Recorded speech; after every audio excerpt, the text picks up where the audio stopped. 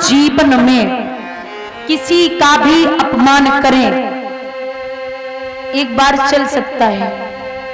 इज्जत अगर आप देना नहीं जानते तो वो आपकी मर्जी है, लेकिन दो लोगों को इज्जत जीवन भर देते रहना, पहली है मां और दूसरी है पत्नी। मां वो है जो दुनिया में आपको लेके आई है, और पत्नी वो है जो अपनी दुनिया छोड़ करके तुम्हारी दुनिया में आई है। सब कुछ त्याग के आती है, उससे बड़ा कोई त्याग करने वाला नहीं होता।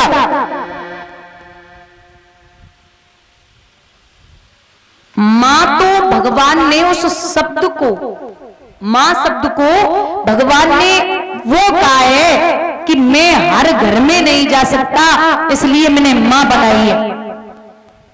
4 बेटों को एक मां पाल सकती है, लेकिन 4 बेटे बड़े होकर के एक मां को नहीं पाल पाते। उसका भी बंटवारा हो जाता, बोले 3 महीने तेरे पास, 3 महीने तेरे पास, और 3-3 महीने तुम दोनों के पास। मां अगर रोटी करके भी निकले, शरीर गर्म हो, बुखार हो, और बच्चा पूछ ले कि मां तुझे बुखार है, तो मां सर पे हाथ फेर के बोलती है, नहीं बच्चा, वो अभी खाना बना के निकली हूं, इसलिए शरीर गर्म हो गया। एक उदाहरण आता है कि एक बच्चा अपनी मां को वृद्धा आश्रम छोड़ के आता है, और जब मां मरने के समय, जो मरने का समय होता है, उसके 2-4 घंटे पहले मां ने अपने बच्चे को बुलाया और कहा, बेटा मुझे तुझसे कुछ बात करनी है। बच्चा बोलता, क्या है? बोले, जिस कमरे में तूने मुझे रखा था उस कमरे में गर्मी बहुत है। तो बोले, तू काम कर, पंखा लगवा दे। मां बोलती है कि पंखा लगवा दे, तो बच्चे ने जवाब दिया, एक बात बता मैया, तेरी आधी जिंदगी वृद्धा आश्रम में बीत गई, अब तू मरने वाली है, तो पंखे का इस कमरे में क्या काम है? तू तो मर जाएगी। तो वो मां हिलकी लेके बच्चे के सर पे हाथ फेर के बोलती है कि लाला, मैं तो मर जाऊंगी, लेकिन मैं ये अच्छे से जानती हूं कि जब तेरे बच्चे तुझे यहाँ छोड़ने आएंगे तो मेरे बेटे को गर्मी न लगे। तू मेरे जीते जी पंखा लगवा दे। जो तूने मेरे साथ किया, जब तेरे बच्चे तुझे यहाँ छोड़ने आए, तो मैं यहाँ से देख के जाऊं कि जब मेरा बेटा आएगा तो गर्मी की वजह से व्याकुल नहीं होगा।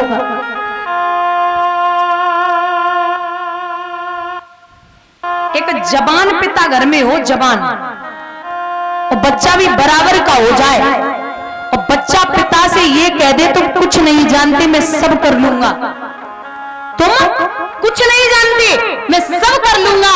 तो ये बात याद रखना, एक जवान पिता भी बच्चे की बात सुन के बूढ़ा हो जाता है। अगर बूढ़ा बाप है और बच्चा ये कह दे कि आप जो बोलोगे पिताजी मैं वही करूंगा, आपके इशारे से चलूंगा, तो बूढ़ा बाप भी जवान हो जाता है। वो आपको बचपन में जितनी जरूरत माँ बाप की आपको थी, उतनी जरूरत बुढ़ापे पे माँ बाप को आपकी है।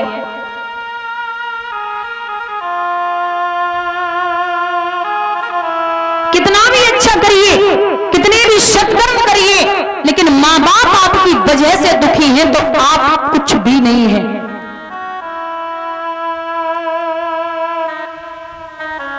पिता तो वो त्याग करता है, अगर बच्चा 3500-4000 की ब्रांडेड जीन्स मांगे तो पिता देगा, भले ही खुद फटा कपड़ा पहन के रहे।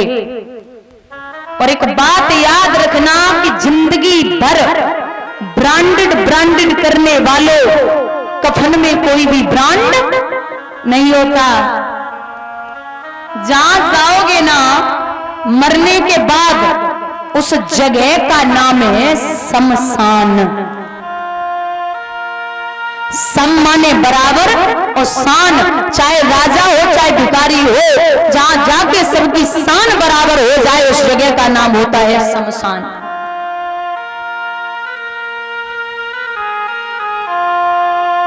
कुछ भी करो, कमाई जो होती ना, कमाई 3 प्रकार की होती है, एक आप कमाई, एक बाप कमाई और एक पाप कमाई।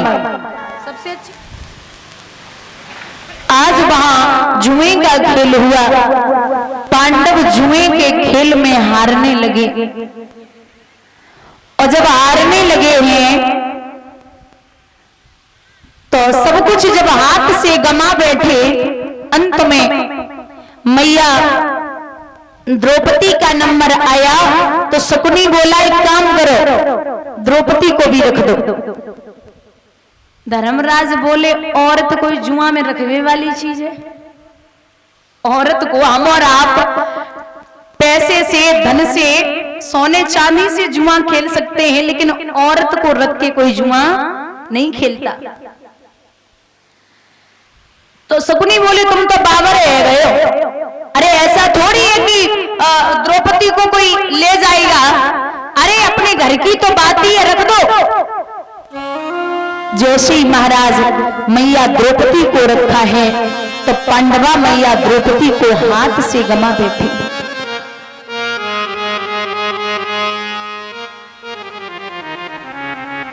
समय बदला,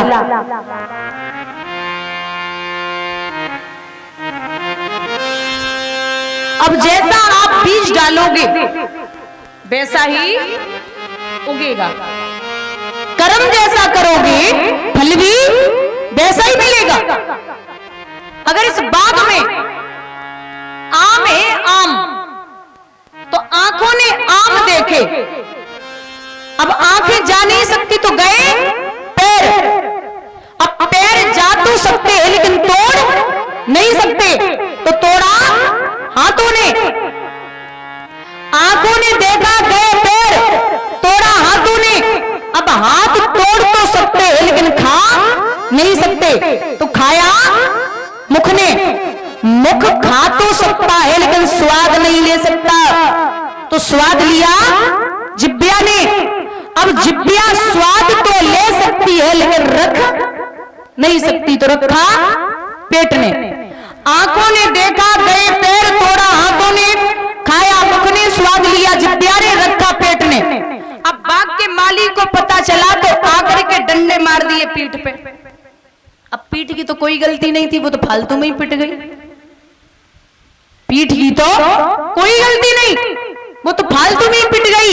लेकिन महाराज जब पीठ पे डंडे पड़े तो आंसू कहां से आए?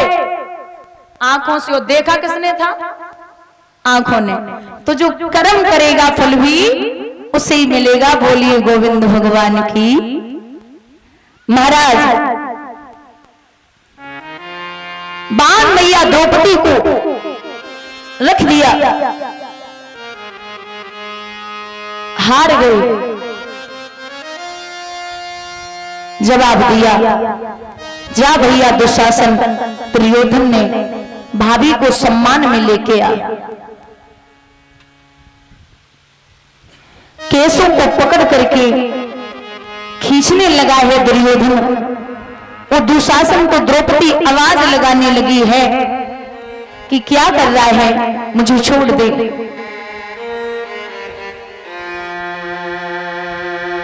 तू नहीं जानता। दुशासन कहने लगा तुम्हें दरबार में बुलाया गया है, मैं ऐसे ही नहीं लेके जा रहा हूं। तो मैया द्रौपदी ने बड़ी प्यारी बात कही है कि हे दुशासन, अगर पूरे राज्य में दुशासन आप जानते हैं कि पिता गांधार, मैया गांधारी, द्रोणाचार्य, पितामह भीष्म, 100 कौरव, 5 पांडव सब बैठे हैं, वहां मुझे जाने की जरूरत नहीं है। जहां 10 पुरुष आपस में बात कर रहे हो वहां औरतों को बीच में नहीं बोलना चाहिए। जहां 10 पुरुष आपस में बात कर रहे हो वहां औरतों को बीच में नहीं बोलना चाहिए।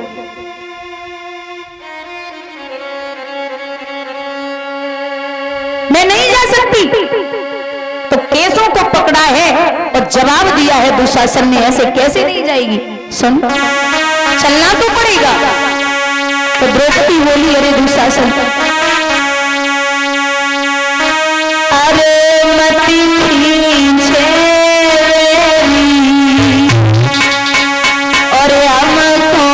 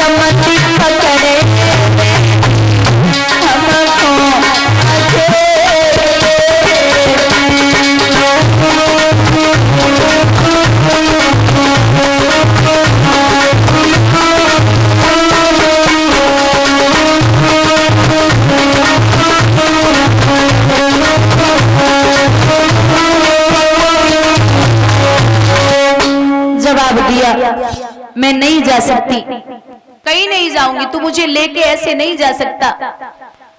दुशासन बोला, ऐसे कैसे नहीं जाएगी, मैं लेके चलूंगा।